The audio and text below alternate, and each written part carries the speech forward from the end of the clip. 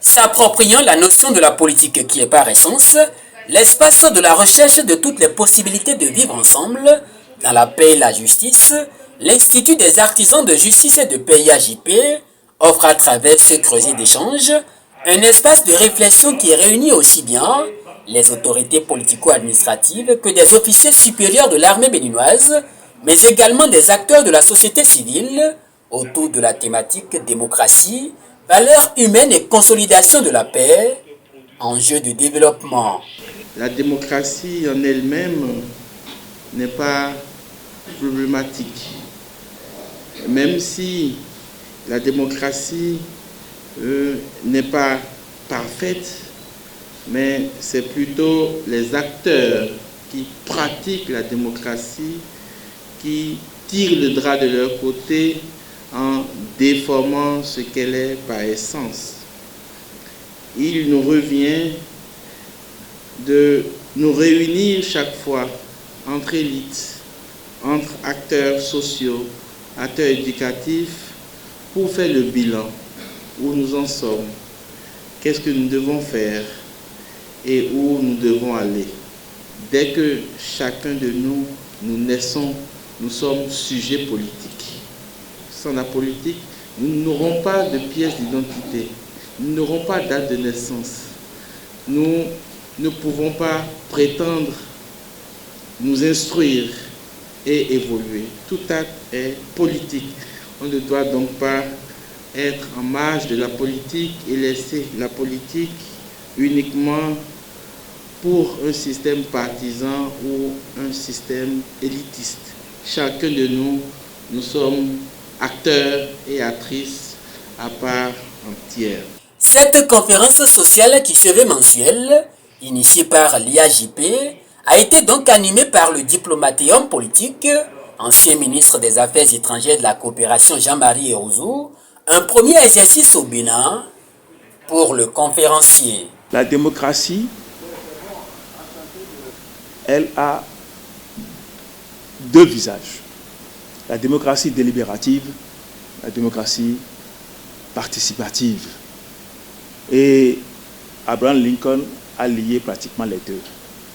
Gouvernement par le peuple et pour le peuple. Et la démocratie répond dans tous les cas de figure à des canons universels, des règles universelles. Ces règles sont très claires. Séparation des pouvoirs. Séparation des pouvoirs. L'exécutif ne doit pas interférer dans le législatif. Le législatif ne doit pas interférer dans le judiciaire, ainsi de suite. Lorsque cela n'existe pas, il est difficile de parler de démocratie. Il est difficile de parler de démocratie lorsqu'il s'agit de cela.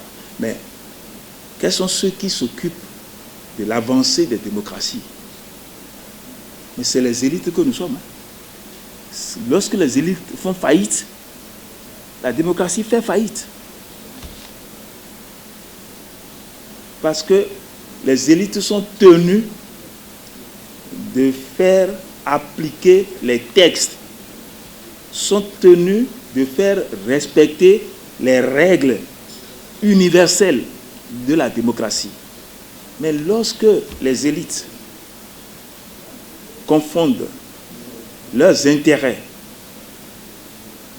avec l'intérêt de la collectivité, ou même plutôt donnent plus d'importance à leurs intérêts par rapport aux intérêts de la collectivité, ben c'est terminé. Il n'y a plus de démocratie. Lorsque les élites qui sont chargées de guider, d'être vraiment ceux qui peuvent guider la grande masse, ceux qui peuvent assumer en toute indépendance, en toute intégrité leur fonction d'élite, eh bien, la démocratie ne peut que fonctionner. Lorsqu'on gère les questions du peuple, il faut les gérer en toute indépendance, en toute souveraineté et dans la transparence la plus totale. C'est la bonne gouvernance. tout simplement. S'il n'y a pas de bonne gouvernance, il n'y a pas de démocratie.